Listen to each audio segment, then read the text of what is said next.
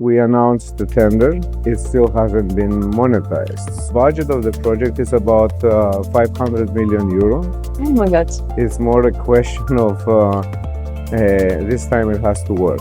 The experience lies actually with the people, not with the managers. I usually travel about 30% of the time. If your partners don't do it, Then you change partners.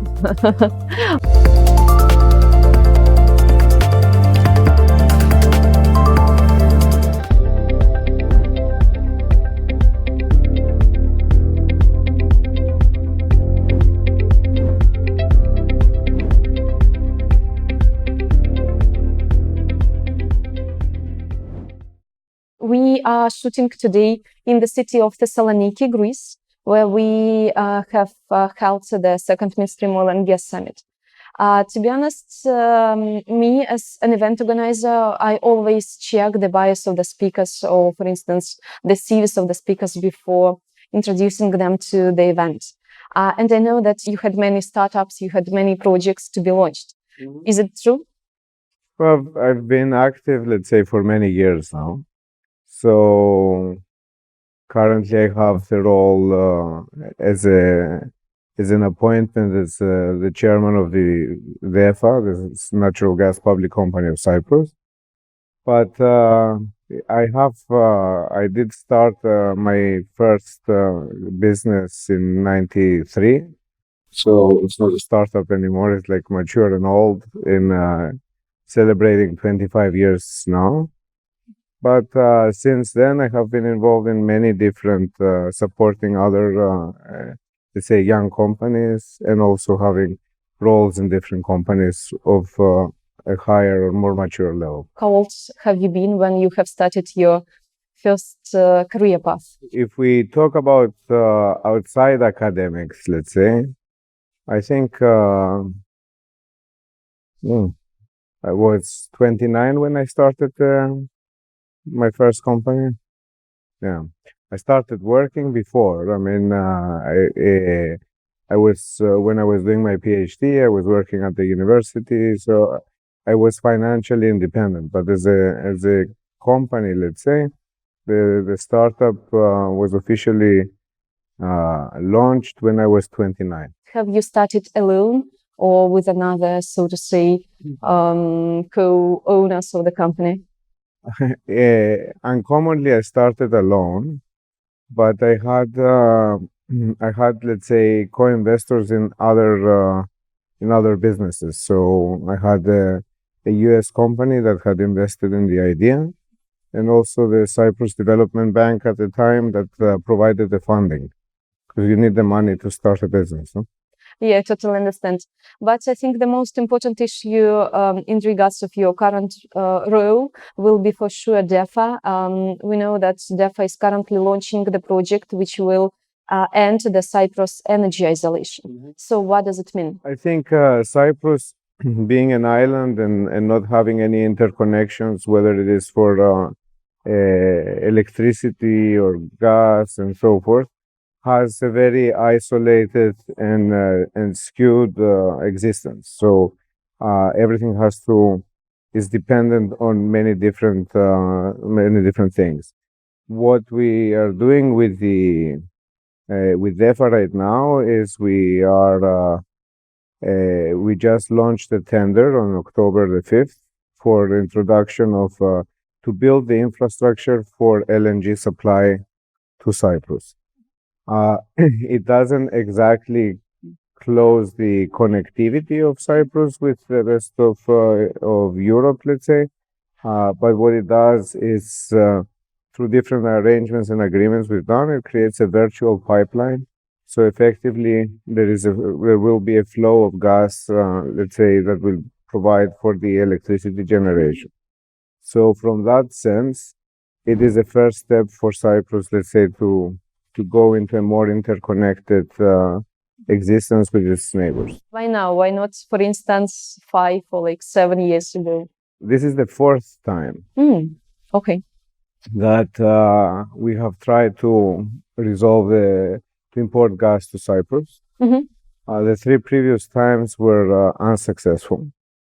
And So the intent has been there.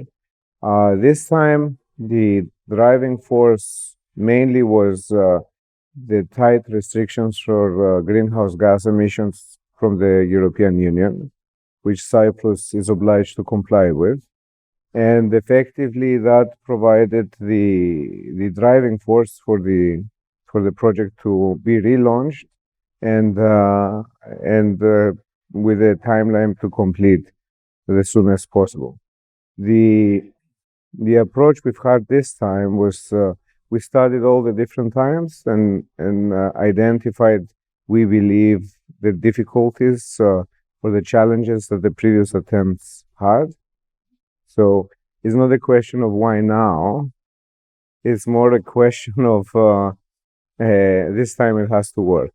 So to say, the challenges, the main problems that you have faced when you have tried like 3 times before this? In the previous attempts, one of the main challenges was because Cyprus has discovered gas in the exclusive economic zone. So the perception that you find gas and then very soon you can have it, let's say, for use, was one of the influencers. So let's say, why import LNG if you have your own resources? The reality is that the timelines are not so simple. So gas in Cyprus was discovered more than 5 years ago or 8 years ago. It still hasn't been monetized. So it hasn't come to the surface to be monetized. So even the expectation of having our own gas coming to Cyprus would, by definition, delay the arrival of gas to Cyprus for at least for maybe 5 years. So since we need to meet the 2020 requirements, it does not is not aligned anymore.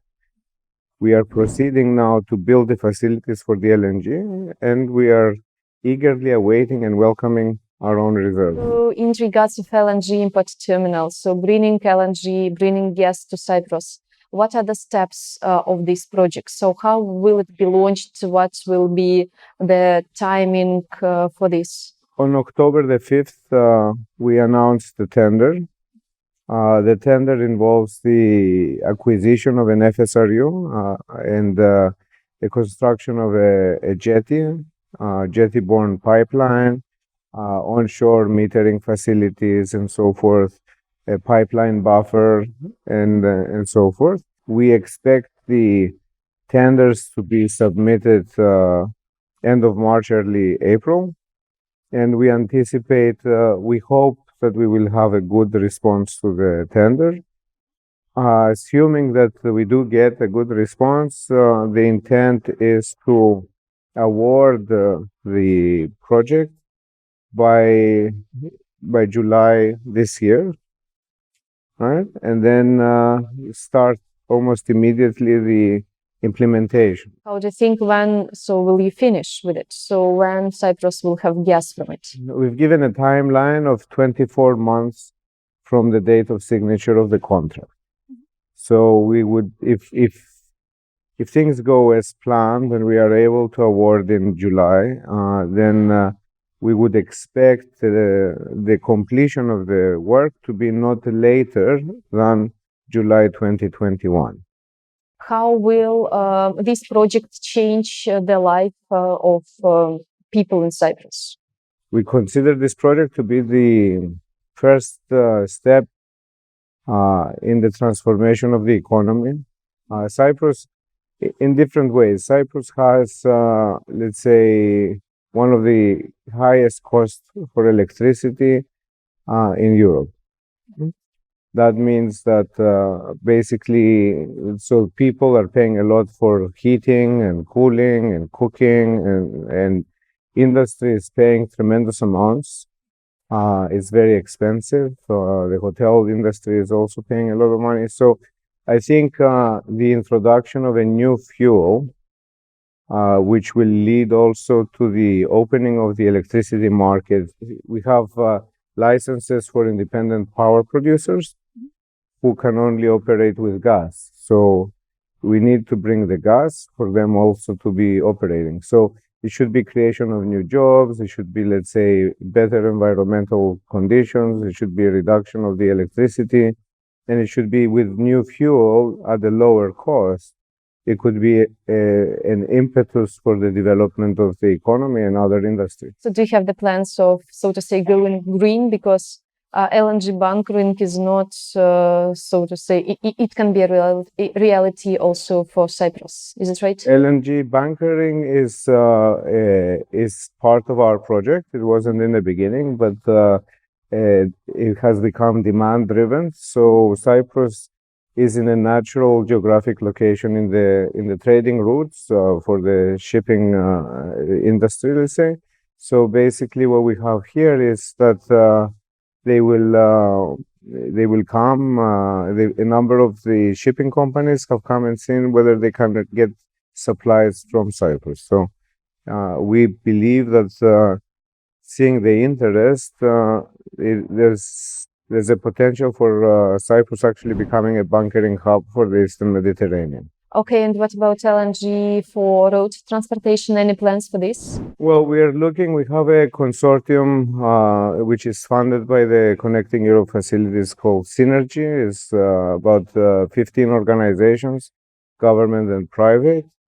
And that is looking in the holistic approach for natural gas for Cyprus. So it's investigating and doing preparatory studies and strategies for transportation, for the bunkering, for industry, even for taking the gas to consumers at houses, let's say, for the general population.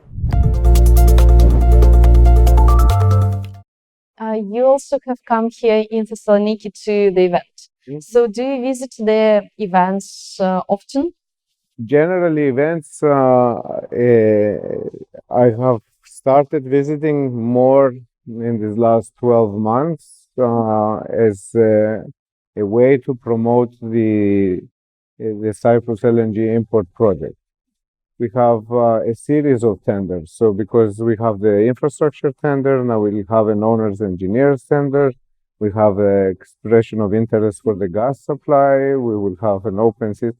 So there is like a series of things that we need to go out and tell people that we have these needs and hopefully attract good companies to come and participate in our tender process.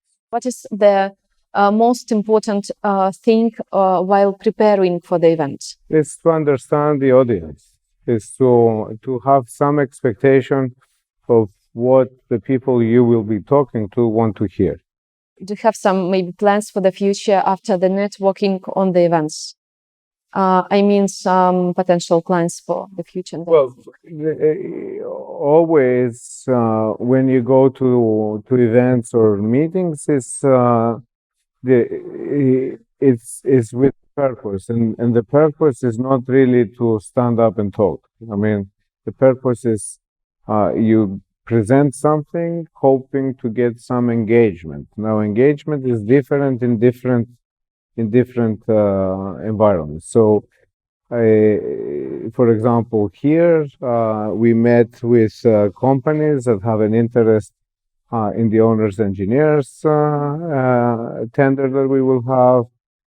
We had an interest meetings with companies that want to be vendors and supply technology, and they were asking how to actually do that. And funnily enough, I met a friend that I hadn't seen for many, many years, and we reconnected, let's say, by accident in this conference, which might lead to other business going forward. So I think that it's the expectation. Sometimes they say most of the activity happens outside of the events in the sessions, right? For instance, I would like to, so to say, to work with you. I do have the personal meeting in the frames of our Congress, for instance. And what is important for you in me as a person? Well, for me, it's very important to be sincere and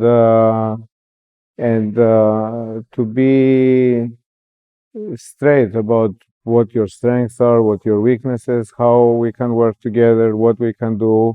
I think that as a first step, honesty and transparency is very important. And then you come into competence and reliability. And like if your partners don't do it, so then you change partners. okay. It is important that in a position of responsibility, you can take a decisions to terminate relationships.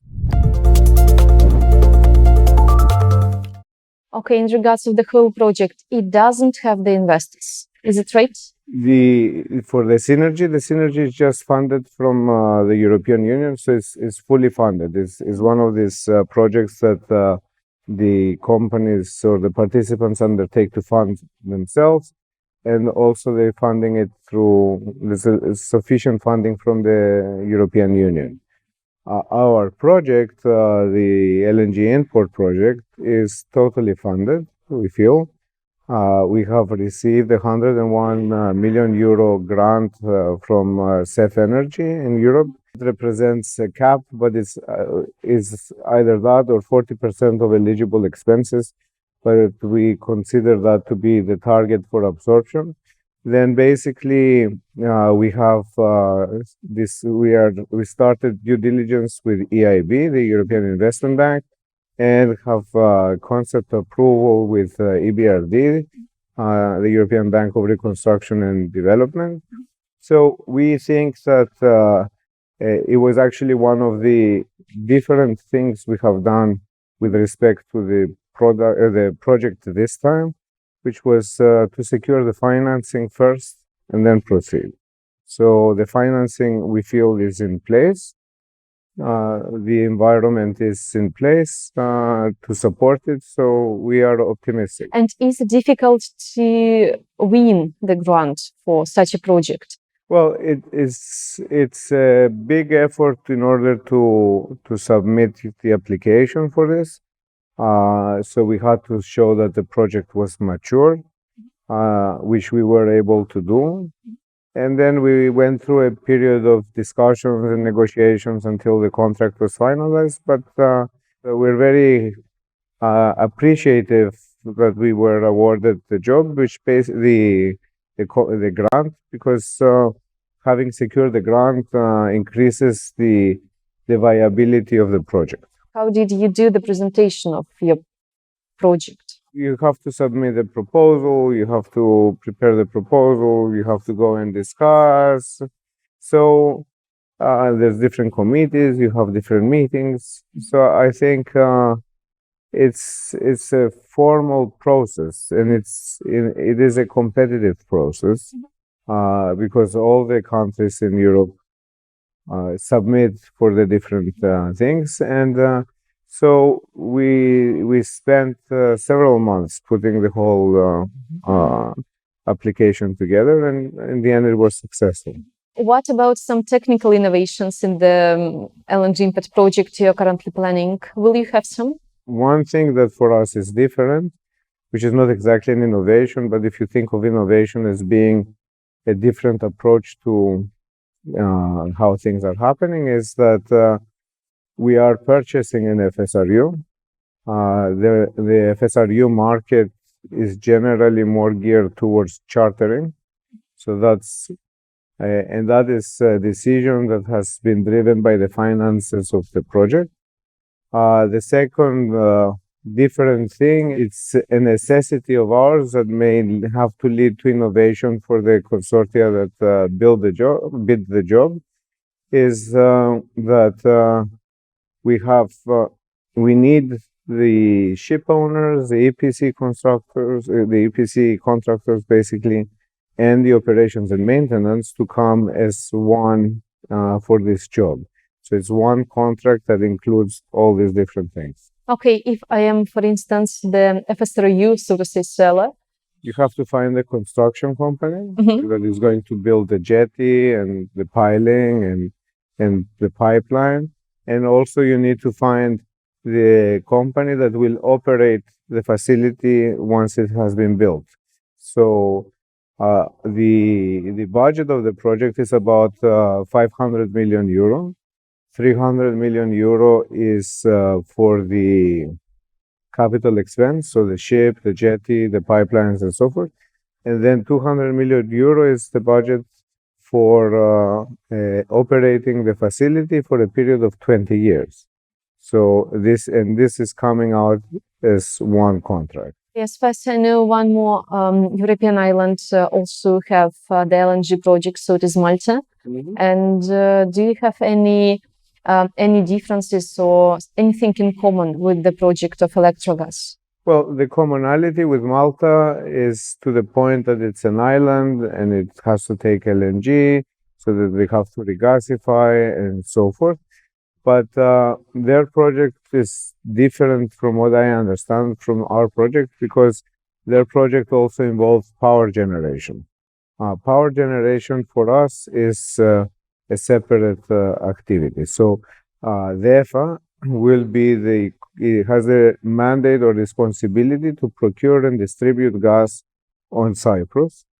And the first customers, let's say, and in the beginning, the largest customers will be the power generation companies. The National Power Generation Company, which is the Electricity Authority of Cyprus, and then if you have independent power producers. So unlike Malta, we are not combining the two. We just see our facility, our role is to bring the gas and also help competition in the power generation sector to start. Are you from a traditional Cyprus family? My mother is from Greece. Mm-hmm. My father is from, his family is from Cyprus. Mm-hmm. I actually come from a medical family. My father's side is all medical family. My mother, we've been running an art gallery for the last 40 years in Cyprus. So it's, I think, not necessarily a traditional Cyprus family, but definitely one that has been molded and shaped and influenced by the Cyprus reality. And how does it feel to be born, to be grown on the island? So are you open to Europe? Being born in Cyprus gives you a very interesting perspective on life, because the country is European. It complies a lot with Europe and Southern Europe and so forth. But at the same time, Cyprus is the proximity to the Middle East gives it a different understanding of the region. So we're born and raised and operate in a fault line of civilization. So you have the Middle East civilization, the European civilization, and Cyprus kind of marries everything together. I know that you have studied abroad. Is it right? I've done my bachelor's degree in the United States. I did a chemical engineering degree at MIT.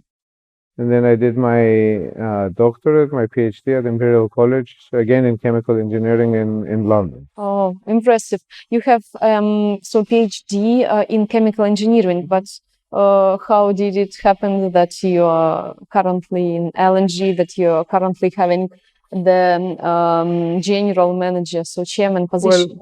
Well, at some point in life, you choose directions. So the direction I took was more in terms of business development, sales, management, on an executive role rather than a technical role. I do miss the technical role sometimes, but because it's a completely different world. But I think it is a choice that you tend to do sometimes as a turning point in your career, that you have to take a direction. How did you accept your position as a chairman, so the biggest boss in the company? I have been involved in different roles for public service, let's say, for many years now. And I think that this is very close to my profession, let's say. So, and I undertook the role because I wanted to be successful. So I felt the responsibility to take it on and bring it through. So that's the. And as a director, as a big manager, are you inspired more by ideas or by people? How do you think? I think you can't separate because it's very important to have good people, and good people also have good ideas. So as long as you give the space and the room and the opportunity for people to express their ideas, doesn't mean that all ideas will be adopted. So you need to introduce the right level of culture. But let's say the more they think and the more they come up with suggestions, then the better things you get. So you need to encourage people to take responsibilities. And maybe some kind of advice. How do you encourage people to express good ideas, to take responsibilities? The way that I interact with people is generally I ask them to come up with suggestions, or I drive them to come up with suggestions. Or if you come to me and tell me, what do I do here? My first question would be, well, what do you think we should do? So, and then if you don't have the experience, then I can work with you in order to come up with something. But in a lot of the things in our field, the experience lies actually with the people, not with the managers. So you need to be able to get the people to use what they know, but they don't realize that they can actually shape in a certain way in order to get your answer. Yes, to find, so to say, in them the resources to be open and to share the ideas. I totally agree. And in regards of also the management, there are three types of the directors. So it is operational, inspirational, and informational. How do you think, which kind of you? Well, I think that you have to find some of the people working for me to answer that. So I think that I don't necessarily agree that it's either or, because at times you have to be really tactical and operational. At different times you have to be strategic. Different times you have to inspire, let's say, create a confidence, and generally in bad times you have to inspire people to continue working. So I think, and the third one you said was? It was informational. Information. Information, as I said, it is usually statistics, tables.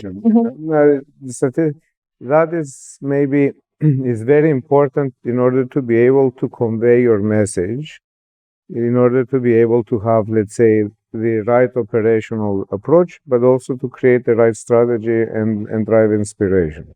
I'm more a believer that you have to deal with everything all the time. Yes, like 1/3 of each of the type. Or 100% of each of the time.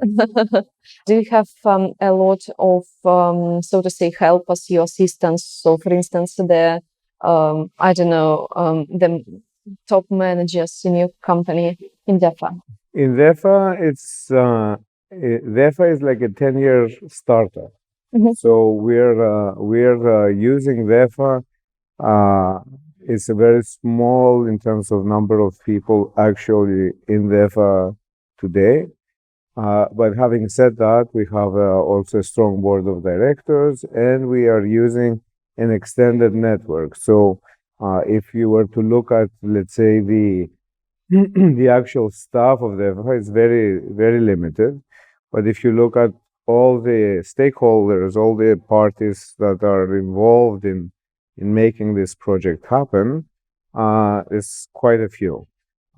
So the challenge today is, let's say, to be able to manage and drive and engage all the different parties from all the different organizations, whether they are, let's say, government, semi-government, private, or let's say consultants that we use as DEFA, in order to achieve a common goal, which is, let's say, the implementation of this project. Part of the job that we have is actually also to build DEFA as a proper organization through the recruitment of the right personnel. And how do you overcome such challenges with so many parties involved in the project? You communicate, exchange emails, telephone calls, meetings, traveling, as you would do in any normal kind of, let's say, business where you have an executive role with many stakeholders. So the main objective is to get everybody to commit to the common goal and to contribute. And we have successfully demonstrated that by getting a lot of people and a lot of departments working to submit the application for the European funding, which we have done. We were successful. We secured that. We secured the funding for the, let's say, for the financing. We've done all the preparation for the tenders. So it's a project that is alive and going, and there's more people involved than what might appear. And without the contribution of everybody, we would not be able to be where we are today. About social media. So they play a very important role in the life of the businessman, for sure, like in the life of the chairman, and for sure in our private lives. So what kind of social media do you use? For work and for contacts, I have found it very useful and convenient to use LinkedIn because it allows you to understand whom you're meeting, why you're meeting them, and also and why. Why, and it's easy also to tell people, and let's say when people are looking up social media aspect, I more use Facebook, I guess, as a way to keep in contact with all the friends and family that I don't always see all the time. And can I, for instance, find your personal mobile phone on LinkedIn account? So do you place it there? I'm not sure if I have my personal mobile phone, but my email is there. Maybe there is a telephone for my office number, but not my cell phone. Do you accept many calls? I mean, like your telephone is always switched on or switched off? I generally screen the calls I answer. So I don't, otherwise I would be answering my phone all the time. So I talk to everybody that makes sense, but usually they send me a message saying, I'm so and so, and I want to talk to you about this, because otherwise, like now I've switched off my phone. Otherwise, my phone would be, oops, I have to take this. What about your personal assistant when you are coming, for instance, for the holidays or for the business trips? So how does the office they always know where to find me. Okay, they always know how to find you, but do they, so to say, disturb you always with questions, with something? As an example, I don't interact with for work, for example, on the weekend. Because it's personal time. However, if there is an important, so if I get a call on the weekend, let's say, then it means important, it's important. Yeah. So of course I will take the call, and of course I'll do whatever it needs. But no one will call me just because they have a question on the weekend. So we try to maintain a balance. How many trips, like business trips, do you make per month? I think so. I usually travel about 30% of the time. Oh my God, impossible. So where are you traveling today after the talk? I'm going to Athens today, and tomorrow I'm going to Milan for 2 days, and then I'll go back to Cyprus. And then next week I have some meetings in London. Oh my God. And how do you manage to operate everything? Like you operate the company, you meet with stakeholders, you also go to the events, like presenting your project, presenting your company. I don't think about it. I think if you start thinking about it, then you have to, then you end up with challenges. I think, let's say, I know what I need to do, and basically, and I know by when they need to be done. And I do try to, when it's up to me, I do try to meet my deadlines. So uh, you try never to postpone anything, because once you postpone something, then it piles up, and then it's difficult to catch up. Yeah, like big deadlines are becoming big and so on and so forth. What about your, so to say, holidays? So how do you spend your free time? Holidays, usually I go with my family, and well, there's three types of holidays. The resting holidays are the ones that I stay home, because when I travel as part of the work, it's nice to just stay home and relax at home. Do nothing, a little bit. That's right. Then I do enjoy doing short trips, like 3 or 4 days, just to recharge the batteries, so to speak. And that would normally be in, let's say, it's either a weekend on the beach, or let's say on the mountains, or a city break to go and visit New city, for instance. And then I tried once a year in the summer to take like a couple of weeks to travel with the family, go around in different countries. What is your favorite country for holidays, for visiting with friends, with I family? think it's very difficult to say, because as someone who has been traveling now for 25 years, so or more, then you tend to learn to appreciate things in all the different countries.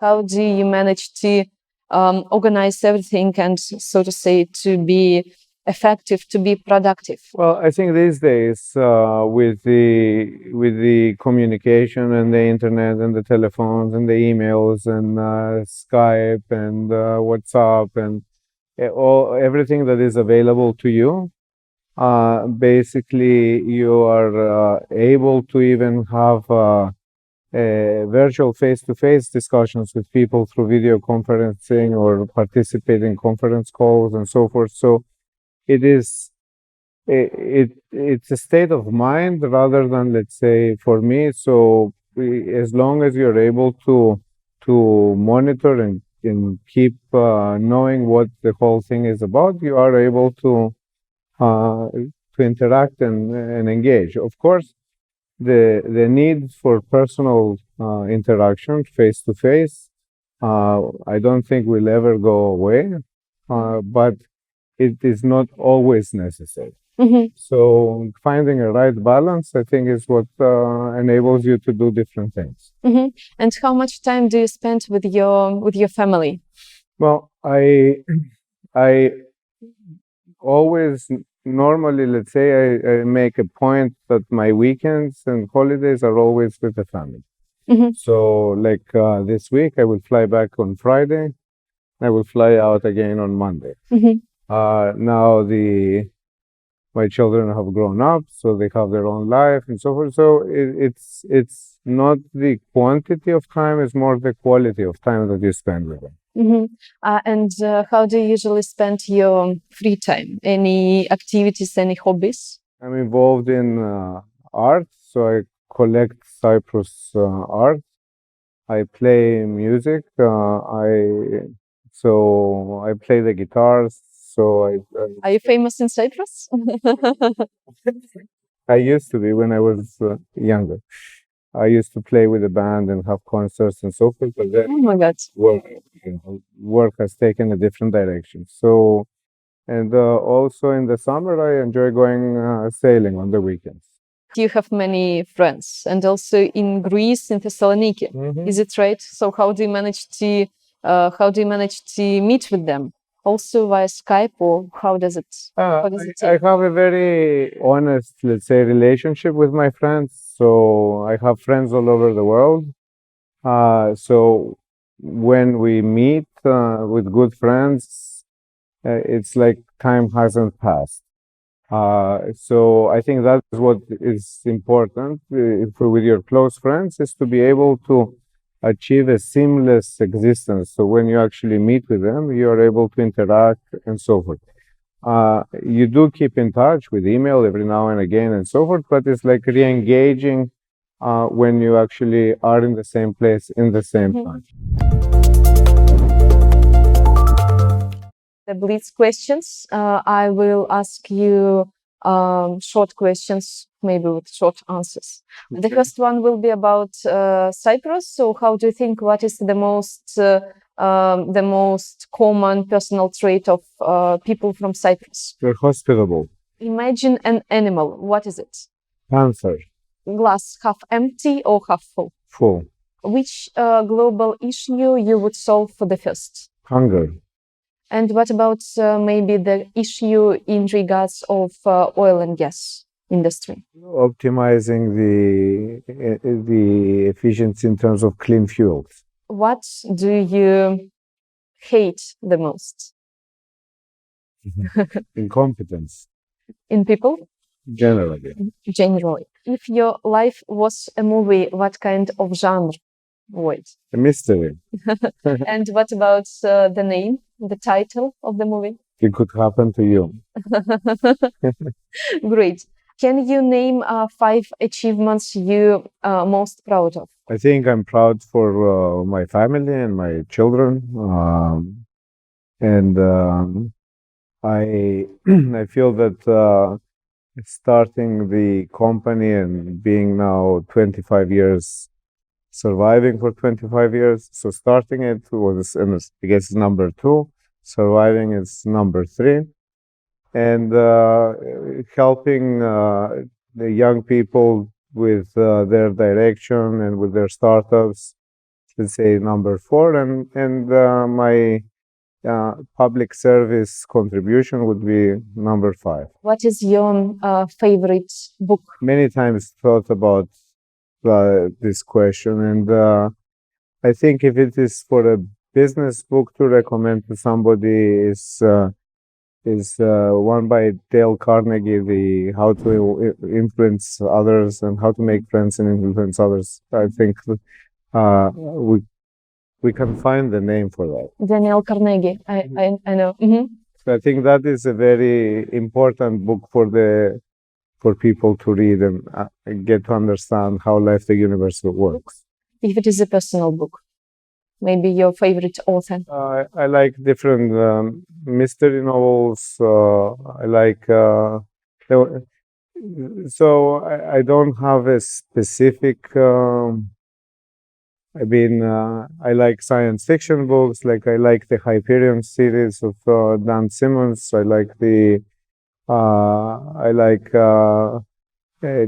Grisham's mystery novels. So, and some of the older ones like Jean Le Carré, the spy novels. So I'm not very high on romantic books, but yeah. Mm-hmm. Usually things that make you think also while you're reading them. Mm-hmm. And maybe like changing, so to say, your way of thinking. The last question will be, what mobile app is your favorite? So the most usable? The camera. The camera? So do you do many photographs? I do many photographs. Is it? And then it becomes an issue of how to try to organize and choose it, which I never do. So I have thousands of photographs. So now we do have the passing on episode. So I'd like you to pass this ball to our next guest, to the person, top manager from oil and gas industry. All right. So I'd like to pass the ball to Dimitris Tesas, who's the general manager of the Cyprus Hydrocarbons Company, who should be able in a very near term to make significant and interesting announcements about the developments of the hydrocarbons in Cyprus. Mm-hmm. And do you have any specific questions that we should ask him? Well, I think you should ask him about the progress of the